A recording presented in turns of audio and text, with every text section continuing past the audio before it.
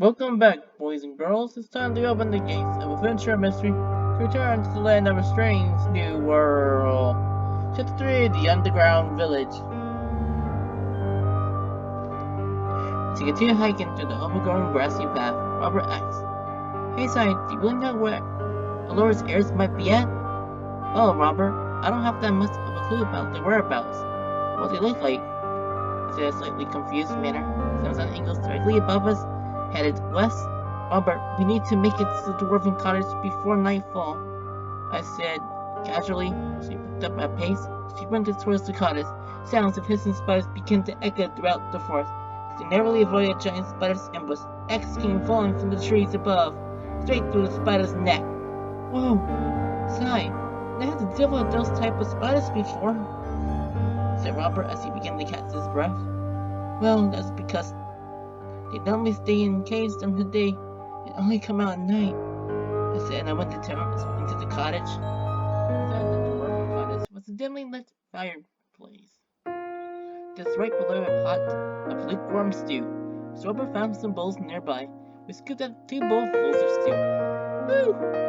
All that running for our lives definitely made me hungry," said Robert as he sat down at the child-sized table with a bowl of stew in his hand. Speaking like a true soccer player, I took the round, took a seat too, with the other bowl of stew in my hand. "Yep, you've got to glue the whole good team together," said Robert as he began to scuffle down the stew. "Wait, I thought I scored pointing to the wrong goal," I questioned back as I started to shuffle my stew down too. "Come on, Sigh. That was back when we were in separate teams."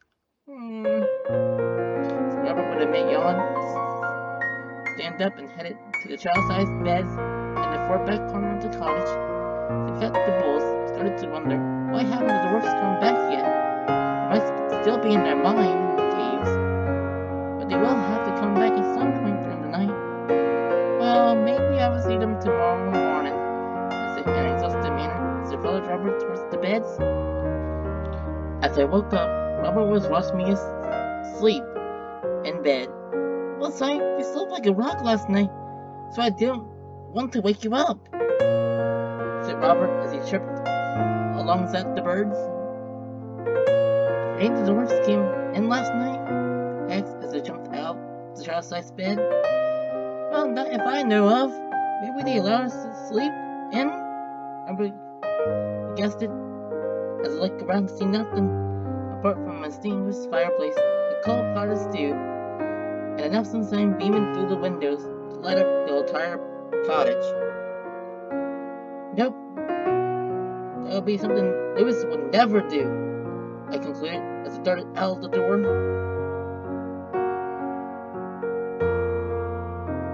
"Wait, how much you know about Lewis's reaction when he saw us last night?" asked Robert as he followed close behind me. Out on the mid-autumn's day, I glanced at the 2 other cottages that seemed to be slightly unfinished. These 2 cottages only had walls, roofs, and floors, but no windows, doors, or interior of any kind. "Hey, Robert, who was that the axe?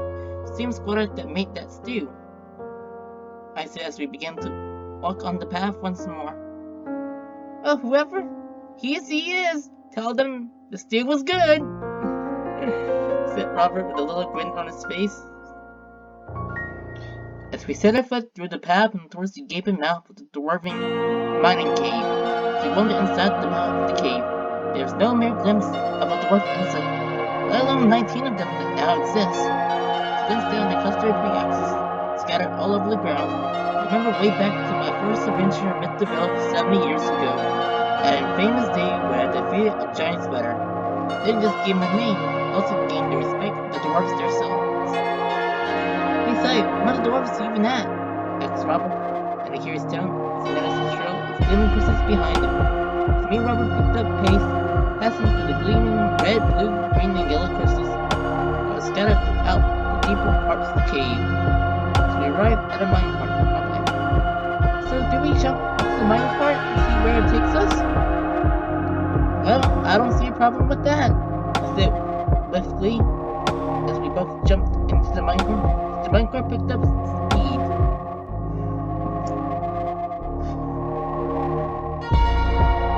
It docked at a huge underground village.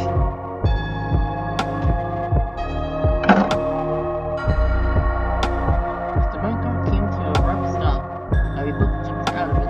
Lewis the angry dwarf said, "Hey, you two! The minecart's not something you can just ride in at any time you want." "Oh, don't worry about it, Lewis.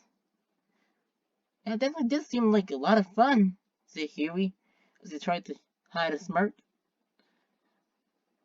Which means he wants to ride the minecart despite Lewis's dismay.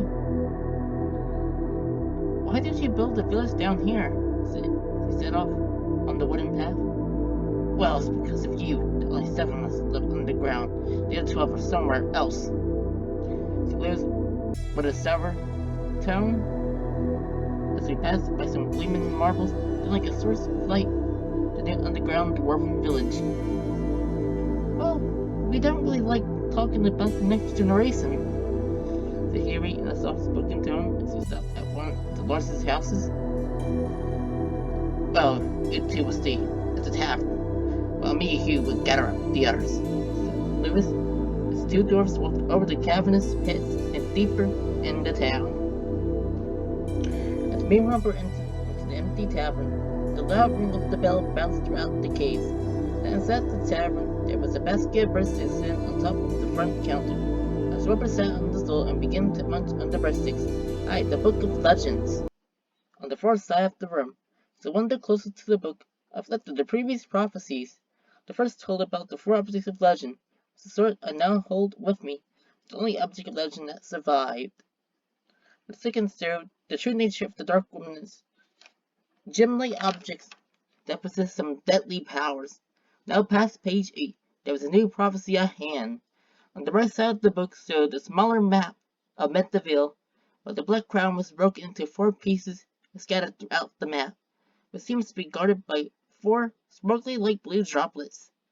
While below the map, only one half of the white tiara sat on a black metal throne. It seemed to have 2 silver snakes protruding from each side of the throne. On the left side of the book was the second half of the white tiara laid on top of an ivory tower. As I closed up the Book of Legends, a smart dwarf strolled in and said, "So you like to read books too?" "Well, yeah. How did you get this book?" I asked the smart dwarf as we turned back to the front counter. Where Robert was still ravenously eating up all the breadsticks. "Well, a blue fairy came to drop off this book a few years ago," the smart dwarf. So Robert dropped the half-eaten breadstick on the floor, tilted it on the stool, off the stool. Robert said, "So does she mean Felina? She does have blue skin." "Linus, this is where you went off to?" whispered Lewis as he barked into the tavern. "Don't worry about us, Lewis. Me and Robert's fixing to head out anyway," he said with a gentle manner, as another book fell from Robert's cloak. "That's the Queen's spell book," said Lewis with a shocked expression. Linus picked up the spell book with his hands. "Okay, I just wanted to learn some spells," snapped Robert with a complete nervous breakdown. The other doors rushed into the tavern to see the commotion. As soon as the spell book on the nearby table opened throughout several pages, he said, "Well, let's try a simple light spell." As Robert calmed down a little bit, and closer to the crowd, the dwarfs Linus added, "So what about enchanting one-sized marbles?" As I grabbed a single marble out of my pocket, gave it to Robert, he began to concentrate at the marble in his hand.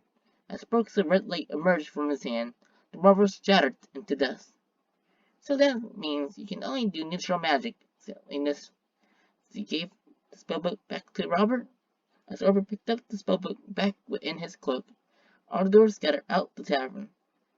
As we exited, too, I said, "Hey Linus, thanks for helping out Robert there." "Well, that was nothing. All I did was to show him the type of magic he could use," said Linus, as me and Robert hopped back into the minecart.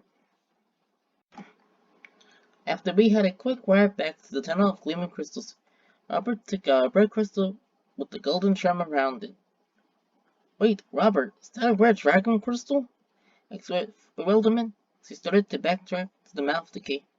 Well, I found it when I was trapped inside the dark water by the creepy moth girl, said Robert as he picked up the red crystal. So he finally reached to the first autumn air, got a slight glimpse of another exploding marble in the horizon. So he began to set a foot on the forest path once more. Started to wonder about how Reese might have the same effects to the marble that Robert just sewed off. I don't really know for sure if my sisters lied to us or not, or maybe time itself can heal my worries of my sister's safety.